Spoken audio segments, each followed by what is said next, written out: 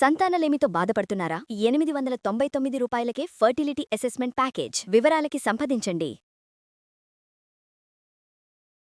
అమ్మ, సంక్రాంతి పండుగ శుభాకాంక్షలు. శుభాకాంక్షలు తల్లి. అమ్మ, ప్రతి సంవత్సరం మనం మాట్లాడుకుంటూనే ఉంటాము సంక్రాంతి పండుగ. మరి ఈ పండుగ యొక్క విశిష్టత, ఈ సంవత్సరం ఎలా జరుపుకోబోతున్నారు మీరు, ఏంటి? లోకానికే పండుగ జయ. అసలు సూర్యుడిని ఆరాధించటం, సూర్యుడిని ప్రేమించటం, సూర్యుడిని గౌరవించటం అనేటటువంటి అసలు ఆ మాటనే చాలా స్వీట్గా అనిపిస్తుంది జయ. అంటే ఎప్పుడు కూడా మనం వాడుకోవటమేనా ఆయన అనుగ్రహాన్ని, దయని, లాభాన్ని. అవును కదా. ఈవేళ మనం నడుస్తున్నాము భూమి మీద అంటే ఆ సూర్యకిరణాలు అలా పడడం వల్లనే భూమి అలాగా కింద నుండి విషక్రిములు రాకుండా కాపాడబడుతుంది. మొక్కలు పుష్పిస్తున్నాయి. ఒక్క 2 రోజులు 3 రోజులు ఆగకుండా ముసురు పడితే ఎంత విసుగొస్తుంది మనకి. ఎప్పుడో ఒకసారి సంవత్సరానికి ఒక 2-3 రోజులు ముసురుగుంటేనే తట్టుకోలేవు. అది కొంత సూర్యుడు ఉండి ఆయన లోపలే ఉంటాడు. అలాంటిది ఇంకా సూర్య భగవానుడే లేకపోతే సృష్టి లేదు కదా. సృష్టి లేదు. ఇలా మనం ఒకటి లాభపడుతూ కృతజ్ఞత తెలియజేయడం, ఆనందాన్ని వ్యక్తపరచటం, తిరిగి పూజించటం ప్రకృతిని సనాతన హిందూ ధర్మంలో ఉండేటటువంటి ఒక గొప్ప అందం. కాలాన్ని పూజించటమే సంక్రాంతి. అంతే అమ్మా. ఇది కాలానికి సంబంధించిన పండుగ. దక్షిణాయనం అయిపోయింది, ఉత్తరాయణంలోకి చలికాలము. మన ఈ దక్షిణాయనంలోని ఈ చివర ఈ శరదృతువులోకి ఏం పేరంటే యమదంస్ట్రలు అని పేరు శాస్త్రంలో. అంటే యముడి యొక్క 2 కోరలతోటి కూడా ఇలా పట్టుకొని ఉంటాడట ఈ ప్రపంచాన్ని. ఎంత బలహీనులుంటే వాళ్ళందరూ కూడా వెళ్ళిపోతూ ఉంటారు అనమాట. అందుకని చలికాలంలో ఎక్కువ మృత్యువులు అవుతుంటాయి. సో అందుకే పారాయణలు ఎక్కువగా, జప తపాదులు ఎక్కువగా, సాధన ఎక్కువగా ఉండాలి అని చెప్పేటటువంటి అయనం. అంటే సంవత్సరాన్ని 2 భాగాలుగా చేస్తే ఒక్కొక్కటి ఒక్కొక్క అయనం, దక్షిణాయనం, ఉత్తరాయణం. కాబట్టి ఆ అయనం, దక్షిణాయనం అనేటటువంటిదే అయిపోతుంది. ఇప్పుడు ఉత్తరాయణంలోకి సంక్రమణం అంటే ఇలా మారుతుంది అనమాట. ఓకే. ధనుర్రాశి నుంచి మకర రాశిలోకి ప్రవేశించటాన్ని ఈ సంక్రమణాన్ని మనం ఉత్తరాయణ ప్రవేశం, దక్షిణాయన వెళ్ళిపోవడం అని అంటాం. వాస్తవానికి 12 రాశులకి కూడా 12 సంక్రమణాలు ఉంటాయి. కానీ ఈ మకర సంక్రమణం చాలా శక్తివంతమైనటువంటిది అనమాట. ఒక్కొక్క సంక్రమణానికి ఒక్కొక్క పేరు ఉంటుంది. దీనికి ఆయన సంక్రమణం అని పేరు అనమాట. సో చాలా కాలం అతి శక్తివంతంగా ఉండేటటువంటి సమయం. సో నిన్నటి రోజున భోగి పండుగ పూర్తయింది. సో ఆ భోగి రోజు ఏంటి, అన్ని భోగములు, పండగ, ధాన్యమంతా, సంపదలంతా కూడా ఇంటికి చేరాయి. మన అందరూ బంధువులు వచ్చేసారు, అల్లుళ్ళు వచ్చారు, పాత చుట్టాలు ఎక్కడెక్కడ వాళ్ళు కూడా అందరినీ కలుపుకోవటం, ఇలాగ ఎన్నో రకాలన్నీ కలిపేసి ఆనందం కలిగినప్పుడు ఏం చేయాలి, ఇంత ఆనందాన్ని ఇచ్చావా భగవన్ అని భగవంతుడికి మనం దాసోహం చేయాలి. అంతే. ఎప్పుడు ఆనందం కలిగిన ఫస్ట్ చేయాల్సింది ఏంటంటే, స్వామి ఎంత చక్కటి ఆనందం ఇచ్చావయ్యా నాకు అని కృతజ్ఞతను తెలియచేయాలి. అలాగా సూర్య భగవానుడు మనకి ఇన్ని మేలు చేకూరుస్తూ ఉన్నాడు. కాబట్టి మనం ఈ సంక్రమణంలో సూర్యుడిని పూజించటం ప్రధానమైనటువంటి పండుగ. అందుకే పండగలు ఎన్నున్నా పెద్ద పండగ సంక్రాంతి. సంక్రాంతికి పెద్ద పండుగ అండి.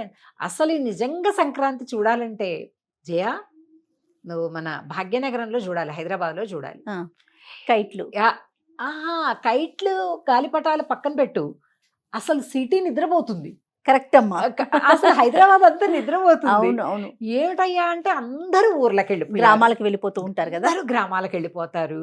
ఇంకా అక్కడ అంటే కోళ్ల పందాలు లాంటివి వాస్తవానికి పెద్దగా నేను సపోర్ట్ చేయను. అంటే ఏ జీవిని కూడా ఉరికిచ్చి వాటి మీద పందాలు కాసే హక్కు నీకు ఎవరిచ్చారు కదమ్మా. అది జంతువే అయినా, నోరు లేనిదే అయినా, దాని మీద పందాలు కాసి ఆనందించేటటువంటి రాక్షసత్వం ఏంటి, వాటికి ఆ కత్తులు కట్టడం ఏమిటి కాళ్ళకి అని నాకు ఇప్పుడు చాలా బాధగా ఉంటుంది. కాకపోతే ఇప్పుడు నిషేధించారు, కత్తులు కట్టి పోటీలు కాదు అని, చాలా వరకు నయం ఇది. ఇంకా కానీ ఇలా పశువుల పండగ, పక్షుల పండగ, సంపదల పండగ, బంధువులంతా కలిసిన పండగ, ఇలాగే ఎన్నో రకాలు కలగలిసిన పండగ. ఈ సంక్రాంతికి మనం ఏం చేయాలి తప్పనిసరిగా అంటే కూష్మాండ దానం, గుమ్మడికాయ దానం చేయాలి. నీకు ఎలాంటి దాన ధర్మాలు చేసుకోవాలి అనేటటువంటి దాన్ని ఉంటే ఈ సమయం చాలా ఉత్కృష్టమైన దానాలకి చాలా తగినటువంటి సమయం అన్నమాట సంక్రాంతి పండగ. ఇంకా పితృదేవతలకి తర్పణాలు వదలడం కూడా ఈ అయనంలో ఉత్తరాయణ పుణ్యకాలం ప్రారంభం కాబట్టి ఇప్పుడు కూడా మనం సమర్పించుకోవాలి. ఇవి కాకుండా ఇంకా మనం సంక్రాంతికి సరే బొమ్మల కొలువు చేసుకుంటాము, అది ఎవరెవరి ఆచార వ్యవహారాలను బట్టి. కానీ తప్పనిసరిగా ఈ 3 రోజులు చేయాల్సిన పని ఏంటంటే భోగి, సంక్రాంతి, కనుమ 3 రోజులు చేయాల్సిన పని తప్పనిసరిగా తలస్నానం, అంటే తలంటు స్నానం. తప్పనిసరిగా తలంటు స్నానం చెయ్యటం అనేది ముఖ్యం. అది కూడా సూర్యోదయానికి ముందుగా. అదే సూర్యుడిని గౌరవించడం అంటే అసలు అది జీవితంలో ఎప్పుడు చేయాల్సిన పని, కానీ మనం అన్నిసార్లు చేస్తాము చెయ్యం కాబట్టి కనీసం ఇప్పుడు అన్నమాట. సో సూర్య భగవానుడు ఇప్పుడు సింపుల్గా అర్థం అవ్వాలంటే జయ, మన ఇంటికి ఎవరన్నా పెద్ద అతిథులు వస్తున్నారు, చాలా గొప్ప అతిథులు, విఐపీలు, ఒక మినిస్టరు, కలెక్టరు, లేకపోతే ఇంకెవరు సాధు పురుషులు, మహానుభావులు, గురువు గారు, ఎవరో ఒకళ్ళు పెద్దలు వస్తున్నారు. వాళ్ళ ఇంటికి వచ్చి లోపలికి వచ్చాక వాళ్ళ కుర్చీ వేసి అప్పుడు హా అనుకుంటూ వెళ్ళిపోయి స్నానం చేసి ముఖం కడుక్కొని వస్తారా ఎవరైనా? ముందుగానే రెడీగా ఉంటాం కదా. అంత చక్కగా రెడీ అయిపోయి ఇల్లు కూడా శుభ్రం చేసుకొని వాళ్ళకు కూడా పుష్పాలు రెడీగా పెట్టుకొని అంత చక్కగా అగరవత్తులు వెలిగించి ఇల్లంతా కూడా మంచి సువాసన వచ్చేట్టుగా చేసి వాళ్ళని ఆహ్వానించుకుంటాం కదా. మరి సూర్య భగవానుడు మన కోసం వస్తున్నాడు కదా, మరి ఆయన వచ్చేసరికి మనం ఎలా ఉండాలి? చక్కగా ఉండాలి. అట్లీస్ట్ కనీసంలో కనీసం ఈ 3 రోజులన్నా దాన్ని మనం పాటించి ఆయనని గౌరవించుకోవాలి మనం. అలాంటి ఒక తప్పనిసరిగా ఆచరించాల్సినటువంటిది ఇది. పిల్లలకు కూడా చెప్పండి, మనం ఈ 3 రోజులు కూడా సూర్యుడు వస్తున్నాడు, సూర్యుడు వచ్చే లోపు ఆయనకి చక్కగా కనిపించాలి. మంచిగా తలంటు స్నానం చేసుకొని ఆభరణాలు పెట్టుకొని 3 రోజులు వీలైతే కొత్త బట్టలు వేసుకోవాలి. ఏ రోజుకి ఆ రోజు కొత్త బట్టలు వేసుకోవటం, అందుకే పెద్ద పండుగ ఇది. ఎందుకంటే కాలాన్ని మించింది ఇంకేం లేదు జయ.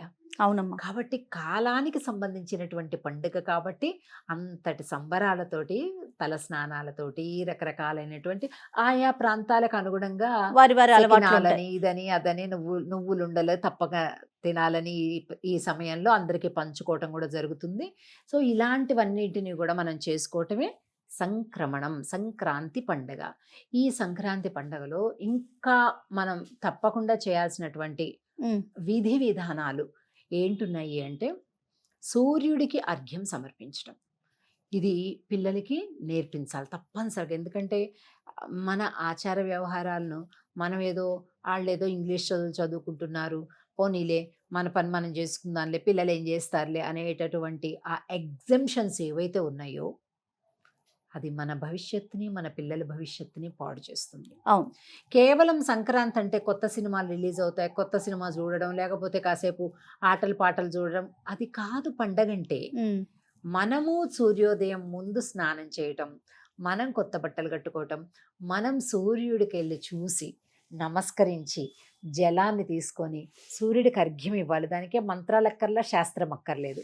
కేవలం చక్కటి జలాన్ని తీసుకొని వాళ్ళ భాషలోనే, వాళ్ళకి ఇంగ్లీష్ వస్తే ఇంగ్లీష్, హిందీ వస్తే హిందీ, కన్నడ వస్తే కన్నడ, తమిళం వస్తే తమిళం. భావన ముఖ్యం. సూర్యుడికి అన్ని భాషలు వచ్చు కదా. కాబట్టి భావనతోటి సూర్య భగవాన్ ఇంతటి మేలు చేస్తున్నావయ్యా అని పిల్లల్ని అడగండి.